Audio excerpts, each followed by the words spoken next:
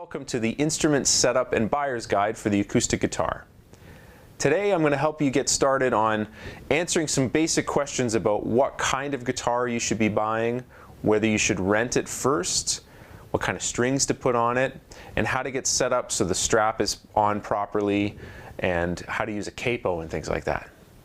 So to start with, you may be wondering, should I be buying a guitar or renting it? And also, guitars are so common that you may have one in your family that someone has just said, oh, I have a guitar in my closet and here, you should just try this because it's free. First of all, guitars that have been lying around in a closet are not always bad, but sometimes they're not in great shape. And if it was a very cheap guitar to start with, you may end up having to spend more money to get it playable than it is to even just go out and buy a brand new guitar. Because guitars are so commonly made, they're actually one of the least expensive instruments to just buy brand new. So as a general thing, I recommend that people starting out, you just get a brand new guitar, unless you have a really good one in your family that you can play. One way you can tell if you're not sure is just take whatever guitar you have and take it to a music store and have them have a look at it. And usually they'll be pretty honest with you about how much money it would cost to get it set up properly and get it playing really well. And then while you're there, you can look around and decide, well, they're telling me I need to put, $100 or $200 into this guitar, and for $150 more, I can just buy a brand new guitar that's already in great shape. Now the question of whether to rent or buy comes up often. And if you live in a major city or near a big city that has different music stores, renting is a great option before you buy, because you can rent a guitar for sometimes $7 or $10 for a week, and sometimes about $20 or $30 for a whole month. And if you're going to be spending a couple $100s, I always recommend spending a little bit of extra money and just renting it and getting it home and trying it out on your own before you fully commit to it.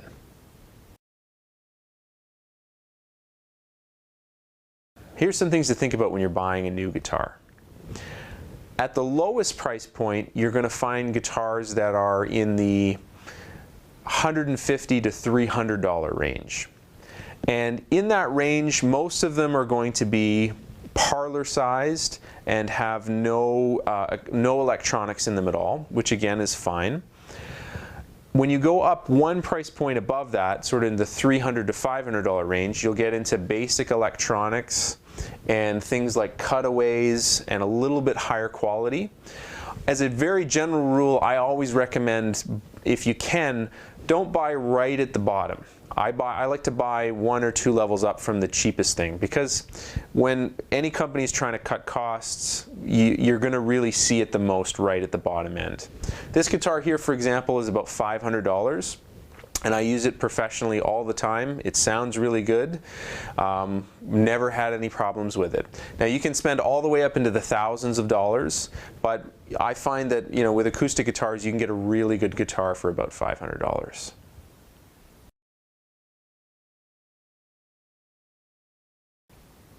Now the size of the body of the guitar is the next thing we're going to look at. I have a couple of guitars with me here. This one here is a full-sized guitar, which is a standard size. This one right here is what's called a parlor-sized. So the body is a little bit narrower, and it's also a little bit smaller.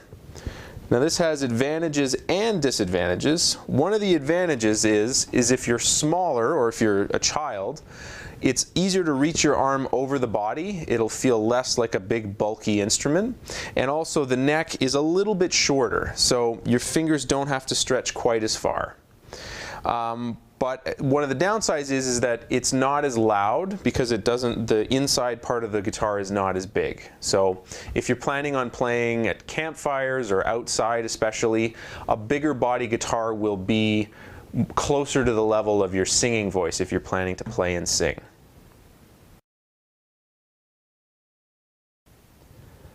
Now some guitars come with an electronic tuner and a pickup built right into it, which allows you to plug into a sound system.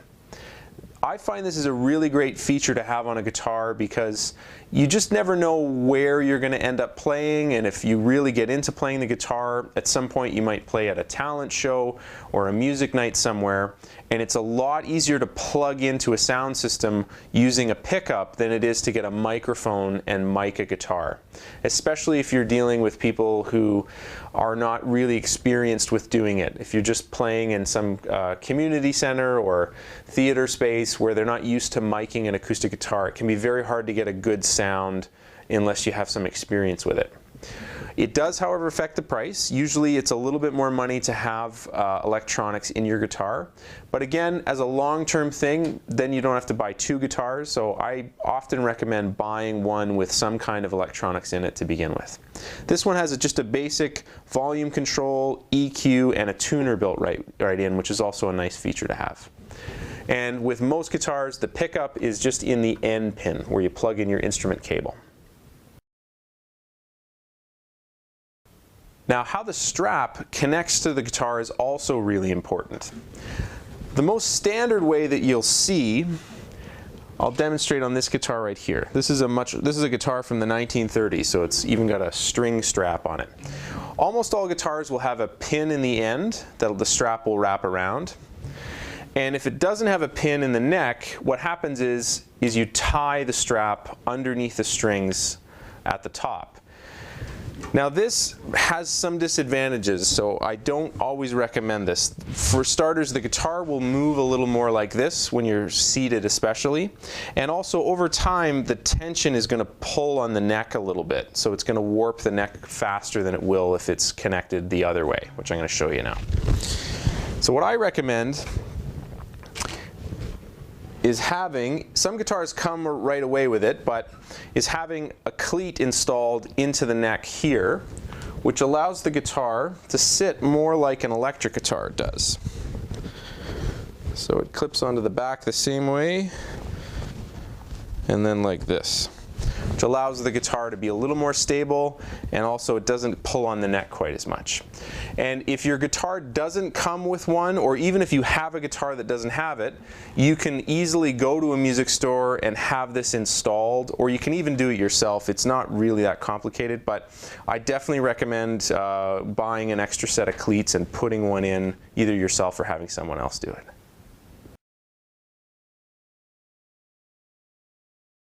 Now, the type of strings you have in your guitar will also affect the playability or how easy it is on your fingers. I personally like to use what are called coated strings, which have a synthetic coating on them that allows them to be a little softer on your fingers and also last longer. Because changing strings on a guitar it's time consuming and expensive, so even though coated strings tend to cost a little bit more per pack, they last about twice as long. The other factor with strings is the weight of them or how thick they are. Generally speaking, most companies weight their guitars as light, medium, and heavy, or light, medium, and hard. I recommend for beginner players to go with the lightest strings you can, because they take the least amount of energy to push down, and they also, just over time, are a little easier on your fingers. The reason for having heavier strings on an acoustic guitar especially is how much volume you can get. If you have really light strings and you have to play loudly, they'll be knocked out of tune easier and they won't generate quite as much volume. But unless you're having to play outside a lot and you're performing, I don't really recommend getting really heavy strings. Now, the type of pick you end up choosing to use is a very personal decision, much like the type of pen you like to write with or pencil. I've had friends who are really amazing guitar players who use very, very thin picks and sound amazing, and people who use really hard picks and also sound amazing. But as a general rule, the lighter or the more flexible the pick is, the easier it is to strum really hard and fast without knocking the strings out of tune. And the harder the pick is, the easier it is to pick the strings fast and cleanly individually. So I personally like to use a sort of somewhere in the middle, a medium, sort of like a medium hard pick, because sometimes I'm playing and I have to do a lot of strumming, and other times I have to do soloing and individual string playing. At almost any place that they sell guitars, there'll be probably a whole wall with buckets full of picks. And what I recommend is you just, they're usually about 25 or 50 cents each. Just take $5 and go buy a bunch of them, just one of each, a bunch of different ones, and then get them home and try them. And when you find one that you really like, then you can go back and for a lot cheaper you can buy a whole bag of them, and then that just sort of becomes the pick that you choose. Another important piece of equipment for playing the acoustic guitar is a capo. Now capos allow you to shorten the length of the neck and play the same chord shapes but in different keys. So a capo is just something with a spring in it that clips onto the neck at one of the fret locations and just shortens the neck. You can find very inexpensive ones that are a strap with a hinge that hinges over. I don't recommend buying them for a couple of reasons. One is they have to be readjusted depending on where you are on the neck, and they're just not as easy to get a clean sound where all the strings are pushed down. These hinged ones are usually about $20 to $30, and I recommend just getting one and keeping it in your case. The other thing you can do is you can just clip it onto the end of your guitar, and it's a little easier to keep from losing it.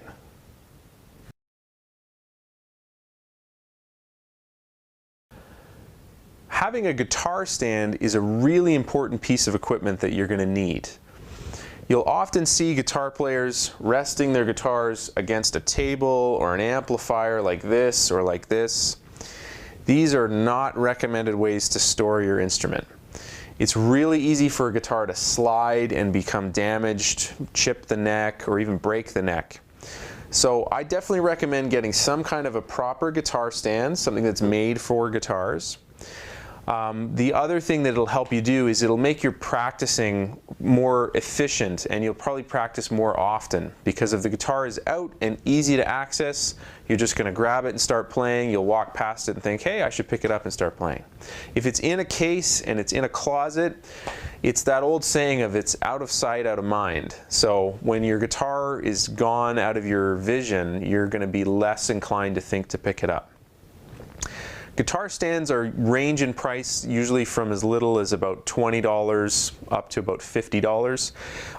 The only main technical differences is some of the more modern ones have these locking mechanisms that allow the guitar's weight to close a little bit to keep it from sliding out. These are a little more advanced. They're usually more used for performing musicians because when you're on a stage there's more people, things moving around.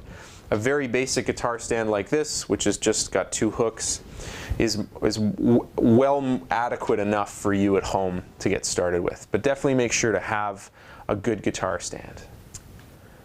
Now with any instrument, you're going to need some ongoing maintenance. And I recommend that if you live in a major urban area and there are guitar stores or music stores around, they often have a repair department. And for a very low price, you can usually have your guitar have what's called a setup done on it. And usually it's in the sort of $50 to $100 range for a basic setup. And I recommend that about once a year you take your guitar in and have a basic setup done. And in a basic setup, they'll take off the old strings, they'll clean everything, they'll straighten the neck, put on some new strings, fix any other minor problems that are going on your guitar. And again, it's just, the more playable and the easier your guitar is to play, the more you're actually going to spend time wanting to play it.